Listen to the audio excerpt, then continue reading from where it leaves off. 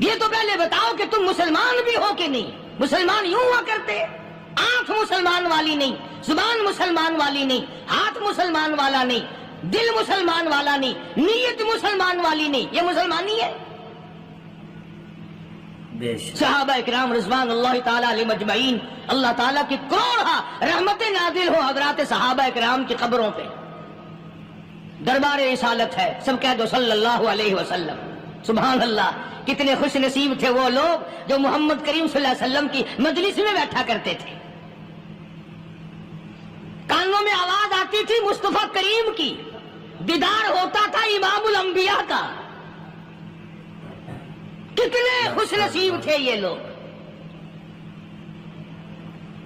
جنگ سے واپس آئے صحابہ اکرام، ایک لڑکی کو پکڑ کے لائے جو لڑنے آئی تھی، کفار کے ساتھ مل کر مسلمانوں کا مقابلہ کرنے آئی۔ میدان جہاد میں سے صحابہ کرام پکڑ کے لائے، قیدی ہے، کافرہ عورت ہے، غیر مسلم ہے۔ شہنشاہ کائنات حضرت محمد الرسول اللہ صلی اللہ تعالی علیہ وسلم کے دربار میں لا کے بٹھا دیا۔ ننگے سر ہے، ننگے منہ ہے، ننگے ہاتھ پیر ہیں۔ اللہ اکبر۔ کبھی آپ نے سوچا نہیں کہ تو کتنے بڑے نبی کا امتی ہے، کتنے بڑے سردار کا غلام ہے؟ رحمت والی چادر اتار کر فرمائی، او بلال یہ میری چادر لے لے، اس لڑکی کے سر پہ ڈال دے، پردہ کرا دے۔ عرض کیا گیا کسی کافر کی لڑکی ہے، یہودی کی لڑکی ہے، عیسائی کی لڑکی ہے، غیر مسلم کی لڑکی ہے، میدان جہاد سے گرفتار کر کے لائی گئی، قیدی لڑکی ہے، لڑنے آئی تھی، مارنے آئی تھی، اسلام کی دشمن ہے، دین کی دشمن ہے، قرآن کی دشمن ہے، مذہب کی دشمن ہے، خدا اور اس کے رسول کی دشمن ہے۔ اللہ تعالیٰ کے نبی حضرت محمد کریم صلی اللہ علیہ وسلم نے فرمایا، او لوگو ٹھیک ہے، لڑکی کافر کی ہے، کفر کی حالت میں پلی ہے، کفر پھیلانے آئی ہے، کفر کو بچانے آئی ہے، اسلام کا مقابلہ کرنے آئی ہے، اسلام کو مٹانے کے لیے آئی ہے، پر اے میرے دیوانوں یہ تو بتاؤ، اپنے باپ کافر کے دربار میں بھی ننگے سر بیٹھے اور میں کالے کملی والے کے دربار میں بھی ننگی بیٹھے۔ سبحان اللہ۔ پھر اس دربار میں اور میرے دربار میں کیا فرق ہوگا؟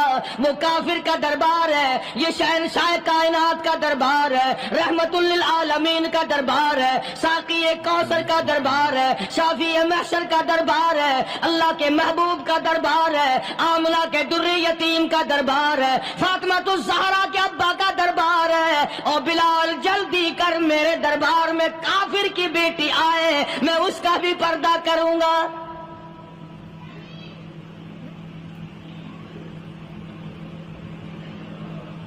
حضرت بلال رضی اللہ تعالی عنہ نے ذرا ایک اور لطیف سی بات ہے، تھوڑی سی باریک سی، اگر آپ سوچیں، لڑکی ہے تو کافرہ، لڑکی ہے تو بے دین، ہے تو اسلام کے دشمن۔ میں تو کئی مرتبہ سوچا کرتا ہوں کہ واہ لڑکی تیرا مقدر، ہے تو کافر کی بیٹی، خود بھی کافرہ ہے، مگر مقدر تو دیکھو، امام الانبیاء کی چادر سر پہ ڈالے بیٹھی ہے۔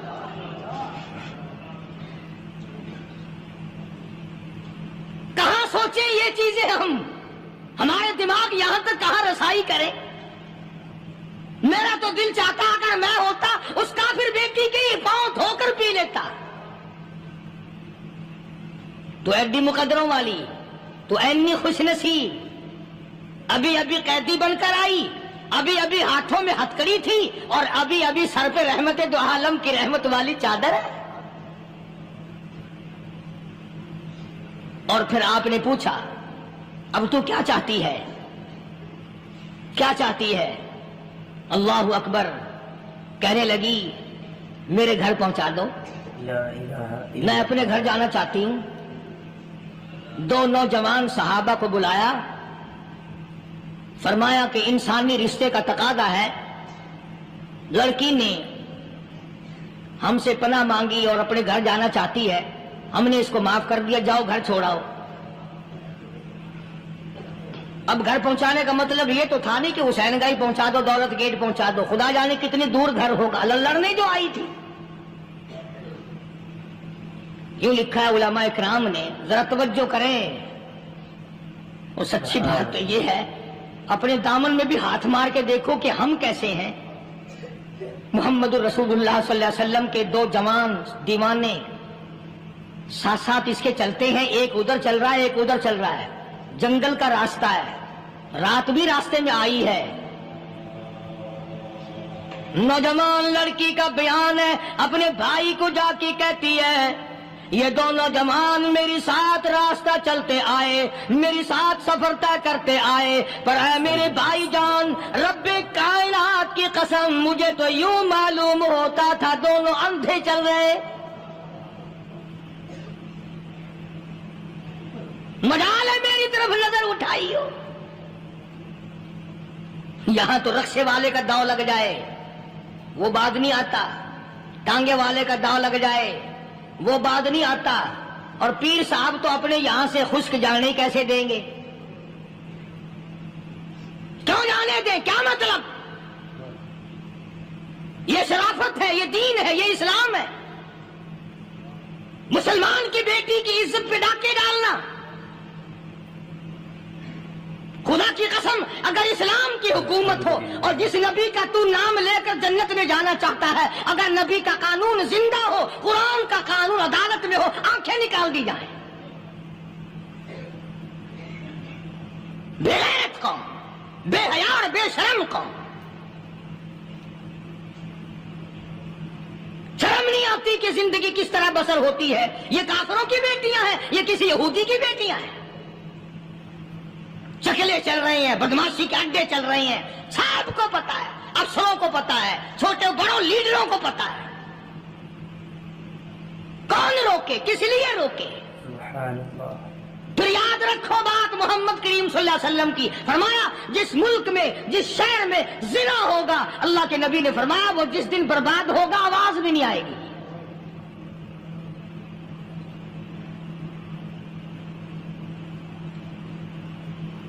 مسلمانوں کے یہاں سے ہو کر دربار نبوت سے چل کر رحمت دو عالم صلی اللہ تعالی علیہ وسلم کی چادر اوڑھ کر لڑکی اپنے گھر پہنچی۔ بھائی نے پوچھا بتا مسلمانوں نے تیرے ساتھ کیا برتاؤ کیا؟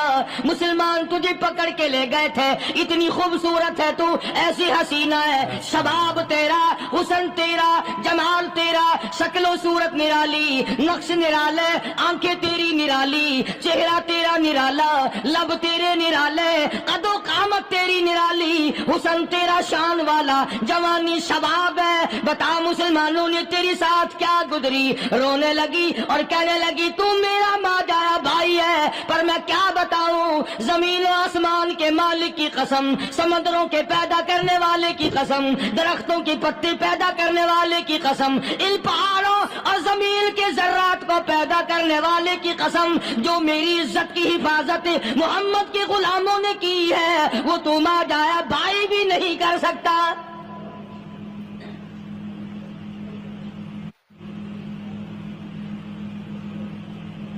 صداقت صداقت ہوتی ہے، حقیقت حقیقت ہوتی ہے، چھپتی تو نہیں۔ کاغذ کے پھولوں سے خوشبو کیسے آئے گی؟ پلاسٹک کے پھول گلاب کے بنا کر سرانے میں لگانے تو آسان ہے، مگر گلاب کی خوشبو نہیں تم لا سکتے۔ سبحان اللہ، سبحان اللہ۔ ارے وہ بھائی بھی تھا تو کافر، پھر بھی مقدروں والا نکلا۔ انہوں نے تو کفر چھوڑ دیا، اور ہم سے ریت نہیں چھوٹتی، رسمیں نہیں چھوٹتی، ہم سے شرک نہیں چھوٹتا، ہم سے بدعات نہیں چھوٹتی۔ بھائی کہتا ہے بہن کو، توجہ کرو، کبھی دنیا میں انصاف کی بات کرنے والے لوگ بھی زندہ تھے۔ کفر اسلام ایک اور چیز ہے، انصاف کی بات تو کہا کرتے تھے۔ بھائی کہنے لگا بہن سے کہ میری بہن، چادر تیرے سر پہ نبی کی، کالی کملی والے کی چادر تیرے سر پہ ہے، یہ اس کے دیوانے تجھے ساتھ لے کے آئے ہیں، اور انہوں نے تیری عزت اور آبرو کی حفاظت کی ہے، تو یہ بتا کلمے سے خالی آئی؟ ایسے دربار سے خالی آ گئی؟ ماشاء اللہ۔ خزانہ لوٹ رہا، وہاں تو خالی تو نہیں آ گئی؟ بہن کہنے لگی کہ ہاں خالی آئی ہوں، مطلب یہ کہ میں نے کلمہ نہیں پڑھا، ایمان قبول نہیں کیا، دین قبول نہیں کیا، اسلام اور اس کا مذہب میں نے قبول نہیں کیا۔ بھائی کہنے لگا تف ہے تجھ پر، تجھے ایسے دربار سے خالی اٹھتے شرم نہ آئی، اور دربار رسالت ہو خالی آ گئی۔ کیا بات کہی ہے عورت نے، سبحان اللہ، اللہ اکبر۔ کہنے لگی 2 وجہ سے میں نے کلمہ نہیں پڑھا، دل میرا چاہ رہا تھا، اندر میرا کہتا تھا کہ جب میرے سر پہ یہ چادر آئی میرا تو دل چاہتا تھا کہ لپٹ جاؤں قدموں سے آقا کے۔ بھائی میرا دل چاہتا تھا میں کھڑی ہو جاؤں دربار میں اور یوں کہوں میرا دل ہو تیرا گھر ہو، میرا دل ہو تیرا گھر ہو، تیرا در ہو میرا سر ہو۔ تمنا مختصر سی ہے مگر تمہید طولانی۔ میں نے کلمہ 2 وجہ سے نہیں پڑھا۔ پہلی وجہ تو یہ کہ جب تو سنتا، تجھ تک یہ بات پہنچتی کہ میری بہن نے کلمہ پڑھ لیا، تو شاید تیرے دماغ میں یہ بات نہ آ جائے کہ میری بہن سے مسلمانوں نے زبردستی کلمہ پڑھوایا ہوگا، اس لیے میں نے نہیں پڑھا۔ تیرے دماغ میں یہ بات نہ آئے کہ مسلمانوں نے مجبور کر کے، قیدی بنا کر کے جو لے گئے تھے، مجبور کر کے کلمہ پڑھایا، اور میری بہن نے ڈر کے مارے کلمہ پڑھا۔ کلمہ پڑھنے کا پختہ پروگرام ہے، مزہ تو اب آئے گا نا، یہاں سے آزاد ہو کر جاؤں گی۔ اور دوسری بات اس نے اور پتے کی کہی، کہنے لگی بھائی میں نے کلمہ اس لیے بھی نہیں پڑھا کہ بہن جنت میں جائے بھائی دوزخ میں جائے، اصل میں تجھے لینے آئی ہوں، دونوں چل کر اس دربار کی غلامی کریں گے۔ میں نے یہ خوف کھایا کہ میرا بھائی غصے میں آ کر کفر پر اور مضبوط نہ ہو جائے، اس لیے مجھے آنے کی کوئی ضرورت نہیں تھی۔ اور کہنے لگی او میرے بھائی وہ دربار کوئی واپس آنے کا تھوڑا ہی ہے، وہاں تو جو گیا قربان ہو گیا، جو گیا قربان ہو گیا۔ چلو چلتے ہیں دونوں بہن بھائی آ کر حضور اکرم صلی اللہ علیہ وسلم کے ہاتھ پہ کلمہ پڑھ کر مسلمان بن جاتے ہیں۔ وہ نبی کی ایک بات دیکھ کر کلمہ پڑھ کر مسلمان بن گئے۔ ہمارے سامنے لاکھوں حدیثیں، ہزاروں قرآن کی آیتیں ہیں، پر ہم آج تک مسلمان نہ بنے۔ اللہ جب مرضی آئی نماز پڑھ لی، جب مرضی آئی زکوٰۃ دے دی، جب مرضی آئی قرآن پڑھ لیا، جب مرضی آئی دین ایمان کر لیا، مرضی آئی چوری کر لی، مرضی آئی ٹھگی مار لی۔ اس کا نام دین نہیں ہے، اس کا نام ٹھگی اور فریب ہے۔ اس لیے قرآن کریم نے للکار کے کہا تأمرون الناس بالبر وتنسون انفسکم وانتم تتلون الکتاب۔ دوسروں کو اسلام کا نام لیتے ہو، دوسروں کے سامنے مسلمان بنتے ہو، حالانکہ تم کتاب پڑھتے ہو اللہ کی۔ افلا تعقلون، سوچتے کیوں نہیں ہو کہ تم کدھر چلے ہو؟ کیا پروگرام بنائے بیٹھے ہو؟ زندگی کا لاہ عمل یہ تو نہیں ہونا چاہیے جو تم نے بنایا ہوا ہے۔ اور آگے فرمایا تأمرون الناس بالبر وتنسون انفسکم وانتم تتلون الکتاب افلا تعقلون واستعینوا بالصبر والصلاة۔ اگر تکلیف آئے، پریشانی آئے، کوئی مصیبت آئے تو صبر اور نماز کے ساتھ قائم رہو۔ یعنی صبر نماز کے بغیر حاصل نہیں ہوگا، اور نماز قبول ہوگی تو صبر خود بخود آ جائے گا۔ چنانچہ اللہ والوں کی زندگی کا مطالعہ کرو، کتابیں اور حالات پڑھ کر کے دیکھو کہ انہوں نے ساری عمر میں ایک ایک نماز بھی ضائع نہیں ہونے دی، تمام عمر میں ایک ایک نماز ضائع نہیں ہونے دی۔ اور ہم لوگوں کی جوانی یوں ہی بیت جاتی ہے، جوانی یوں ہی گزر جاتی ہے۔ اسی کو کہتا ہے کہ کچھ نہ پرواہ کی میرے دین کی، آج میں تمہاری پرواہ کیسے کروں؟ وَإِنَّهَا لَكَبِيرَةٌ إِلَّا عَلَى الْخَاشِعِينَ۔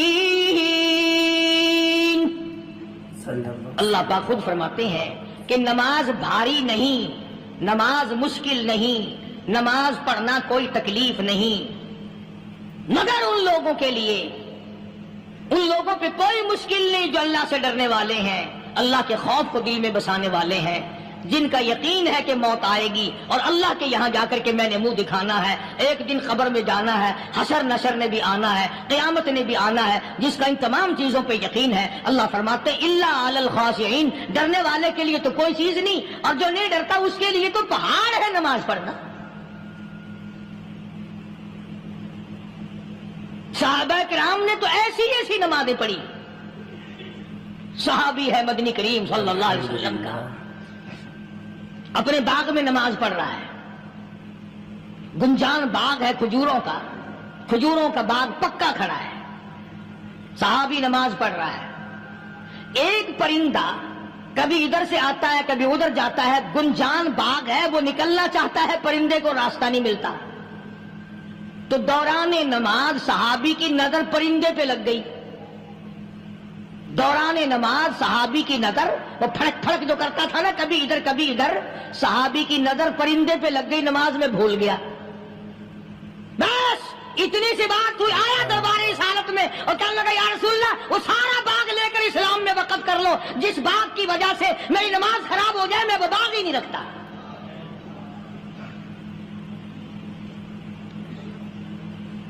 ہمارے یہاں بھی کوئی عظمت ہے نماز کی؟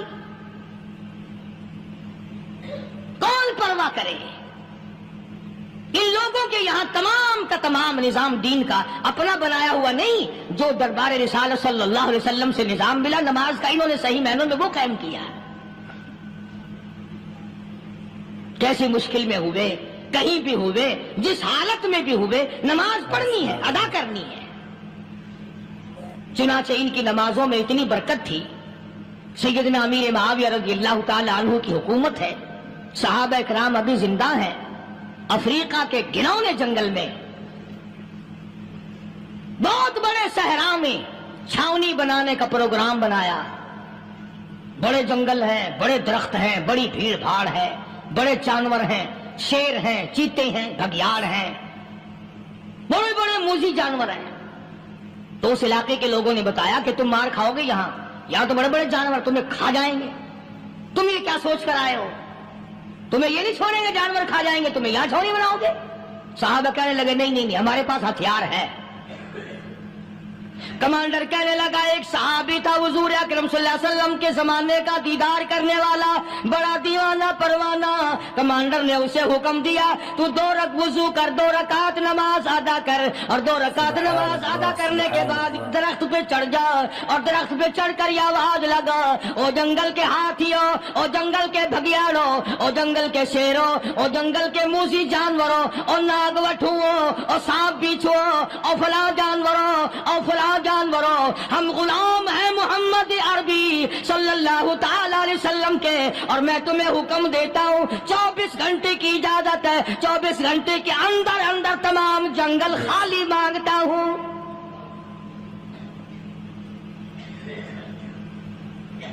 ماشاء اللہ نافذ کر دیا حضور کے غلام نے، ہاتھیوں پہ، جانوروں پہ، چیتوں پہ، بھگیاڑوں پہ، شیروں پہ۔ اور اعلان کا رخ دیکھیں آپ، کہا کہ 24 گھنٹے کے بعد جو ملے گا اسے قتل کر دیا جائے گا۔ اب اگر ہم میں سے وہاں کوئی ہوتا، کہتے ہو بڑے پاگل ہیں بھائی، کس سے باتیں کر رہے ہیں؟ ہاتھیوں سے باتیں ہو رہی ہیں، چیتے اور شیروں سے باتیں ہو رہی ہیں، بھگیاڑوں سے گپیں ہو رہی ہیں، لے جاؤ پاگل خانے میں۔ مگر یہ بات نہیں، صحابہ جانتے تھے شیر بھی اس کی مخلوق ہے، چیتا بھی اس کی مخلوق ہے، بگیاڑ بھی اس کی مخلوق ہے، ہاتھی بھی اس کی مخلوق ہے، اور ہم اس کے دیوانے ہیں، ہم اس کے بندے ہیں۔ جب اس کا ہی حکم نافذ کرنے کے لیے ہم نکلے ہیں، اب ہمارے سامنے کوئی چیز ٹھہر نہیں سکتی۔ تاریخ شاہد ہے، گیبن مورخ انگریز لکھتا ہے، امریکہ کا بہت بڑا پروفیسر تور آندرے انگریز مورخ لکھتا ہے کہ صحابی کی یہ بات سن کر جنگل میں کھلبلی مچ گئی، جانوروں میں شور مچ گیا، چیتے، بھگیاڑ اور طوفان مچ گیا، شور مچاتے ہوئے تمام کے تمام نے جنگل خالی کر دیا۔ مسلمان، جب تیرے اندر ایمان تھا، جب تیرا قرآن پہ ایمان تھا، جب تیرا نبی پاک صلی اللہ علیہ وسلم پہ ایمان تھا، جب تیرا حضور کی رسالت پہ ایمان تھا، جب اللہ کی توحید پہ تیرا ایمان تھا، اور تیرا مقابلہ شیر نہیں کر سکتا تھا، تیرا مقابلہ چیتا نہیں کر سکتا تھا. آج ایمان پلے ہے نہیں، آج تو ڈر کے مارے مر رہا ہے، مر رہا ہے، مر رہا ہے اور مرے گا. الحمدللہ.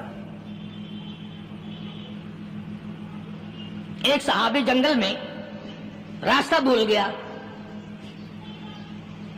اور بھول کر اور زیادہ صحرا میں جنگل میں نکل گیا. دیکھتا کیا صحابی سامنے سے شیر آیا. صحابی نے تو شیر کو دیکھ لیا اور شیر نے صحابی کو دیکھ لیا. اب شیر حملہ کرنے کا ارادہ کر رہا، سامنے ہے. اللہ اکبر، اللہ اکبر. صحابی نے للکار کر آواز دے، اور جنگل کے شیر، او جنگل کے شیر، کیا تو ان آنکھوں کو چیرنے کا ارادہ کرتا ہے جو آنکھیں محمد کریم صلی اللہ علیہ وسلم کے چہرے انور کا دیدار کر چکی ہے؟ ان آنکھوں کو پھاڑے گا، اس چہرے کو پھاڑے گا جس نے حضور صلی اللہ علیہ وسلم کا ایک دفعہ نہیں بار بار دیدار کیا ہے. تاریخ شاہد ہے.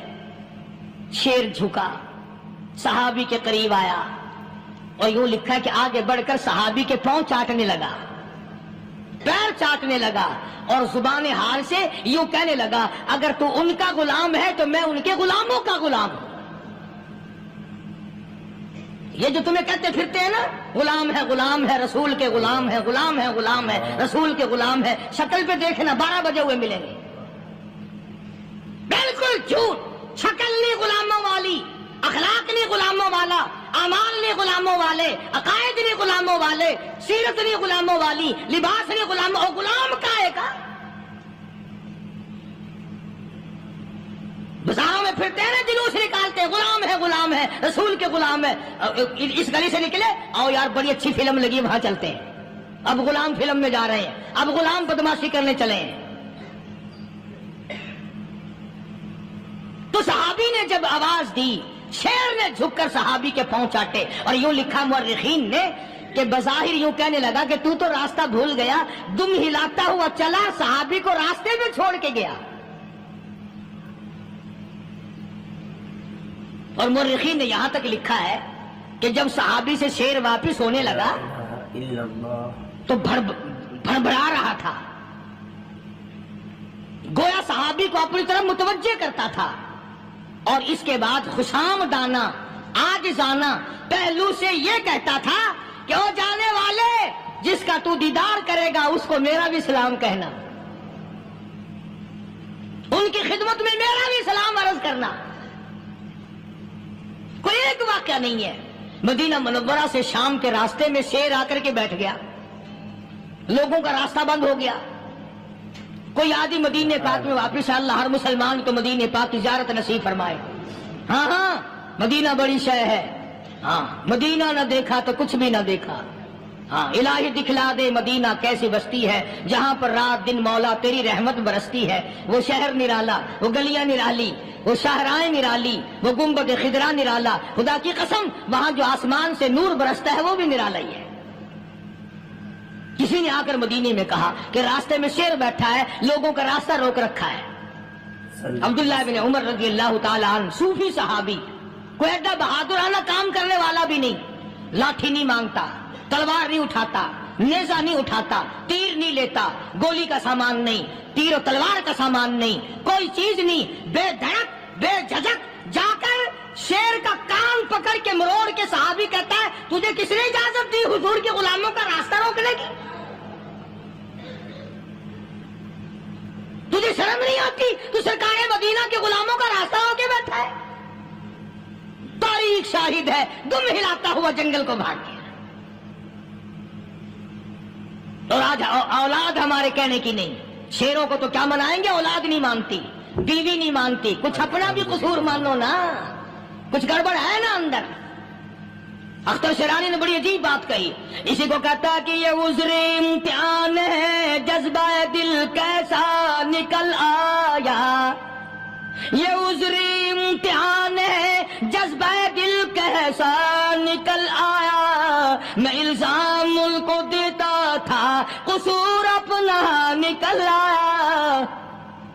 کے بعد میں جا کر دیکھو، ٹٹول کر کے دیکھو، اپنی نیتوں کو ہاتھ مار کے دیکھو، اپنے عقیدے کو ٹٹول کے دیکھو، اپنے ایمان کو تلاش کر کے دیکھو، اپنی نظروں سے پوچھو، اپنی زبان سے پوچھو، اپنے پیٹ سے پوچھو، تیرے اندر کیسی روزی جا رہی ہے؟ کیوں کر ہم کامیابی سے ہمکنار ہوں؟ یہ خلقت پھر ہمارے لیے غیر کیوں نہ بنے؟ یہ سارا جہان ہمارا دشمن کیوں نہ بنے؟ صحابہ تو ایسے بے دھڑک تھے، کسی شہنشاہ کی پرواہ نہیں کیا کرتے تھے، کسی شہنشاہ کی اللہ والے نہیں کرتے تھے۔ تم تو بڑے پیروں کو ماننے والوں، پر جو میں بات بتاؤں گا پیر کی وہ نہیں مانو گے۔ مجدد الفسانی سرہندی سب کہہ دو رحمت اللہ علیہ، نقشبندی خاندان کے سربراہ ہیں، بہت بڑے بزرگ ہیں، پکڑ کر کے لے گئے حکومت والے، بادشاہ کو سجدہ کرانا ہے، بادشاہ کو سجدہ کرانا ہے۔ وہ کائے کا سجدہ کرتے تھے؟ وہ کسی سے ڈرتے ہی نہیں تھے، اللہ والا کسی سے ڈرا ہی نہیں کرتا۔ تو یوں صلح کا انتظام کیا گیا کہ دربار کے قریب جا کر ایک دیوار بناؤ، اس میں ایک چھوٹی سا روشن دان دریچہ موری لگاؤ، جس میں سے جھک کر بندہ اندر داخل ہو، تاکہ ایک دفعہ جھک جائے صحیح، یہ پیر، یہ درویش، یہ قلندر، یہ ولی، یہ مولوی جو اکڑا ہوا نہیں، اسے جھکا لو جس طرح سے بھی ہو سکے۔ اب تمہاری نظروں میں تو ہماری کوئی قیمت نہیں، تم جو یہاں جمعہ پڑھنے آتے ہو، تمہارے خیال میں ہماری کوئی قیمت نہیں، وضو کیا، سنتیں پڑھی، جمعہ پڑھایا، بس ہمیں نہ کوئی جانتا ہے نہ کوئی پہچانتا ہے۔ تم کیا جانو کہ صوبائی ہوم ڈپارٹمنٹ میں ہمارے تذکرے، مرکز گورنمنٹ میں ہمارے تذکرے، کون سیدھا چل رہا ہے، کون الٹا چل رہا ہے، کون ہمارے لیے خطرناک ہے، اور تمہیں کیا پتا؟ ہمیں تو لوگ ڈبل سٹار لکھتے ہیں۔ مجدد الفسانی سرہندی رحمت اللہ علیہ کے لیے کھڑکی بنائی گئی، جھک کر داخل ہوگا، اسی بہانے سے جھک جائے گا۔ مگر اللہ والوں کو عقل اللہ ہی عطا کرتا ہے۔ جب وہاں گئے نا، انہوں نے کہا جی اس میں سے داخل ہو کے اندر چلنا ہے۔ مجدد صاحب نے پہلے دونوں پیر داخل کیے، بجائے یوں جھک کر داخل ہونے کے یوں لمبے ہو کے داخل ہوئے، پیر اندر پہلے داخل کر لیے، یعنی اور بے ادبی کی کہ پیر پہلے لے گئے، میرے پاؤں ہے تیرا سر ہے، لاؤ ملاقات کر۔ اللہ والا جھکا ہی نہیں۔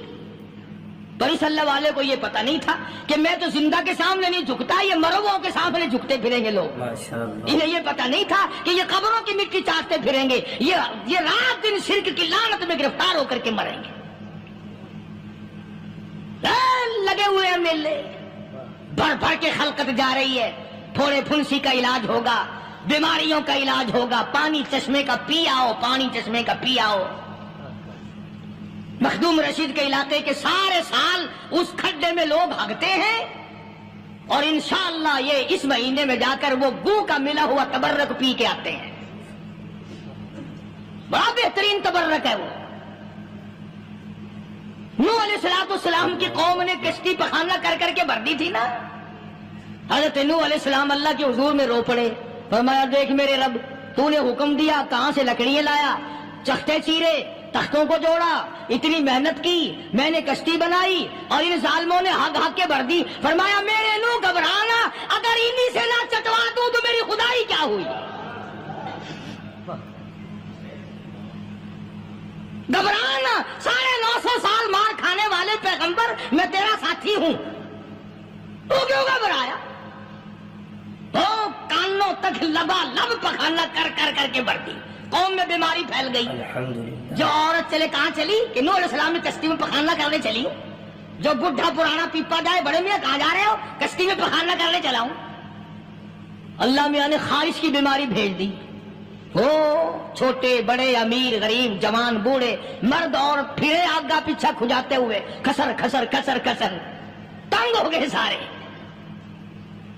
وہ ایک بڈھا بڑا خارش کا مارا ہوا تنگ بیمار بھی بعد نہ آیا، وہ کشتی کے کنارے پہ بیٹھ کے پخانہ کرنے لگا نا، پیر پھسل گیا، دھڑم اندر تبرک کے، اب وہ ساری جان لتھڑ گئی، سارا سن گیا۔ باہر آ کے پانی پونی سے صاف کیا، وہ جہاں جہاں گندگی لگی تھی نا وہ خارش ہی ختم ہو گئی. چڑھ گیا درخت پہ کہنے لگا آؤ خارش کی دوا مل گئی, بیماری کا علاج مل گیا, آؤ مفت. آ گئی دنیا بیماری میں, اور کیا چاہیے؟ بھاگی بھاگی خلق. انہوں نے کہا کہاں ہے؟ انہوں نے کہا بظاہر دیکھنے میں یہ گند ہے, یہ کھاج کی دوا ہے, مل لو اٹھا کے. لب بھر بھر کے لوگ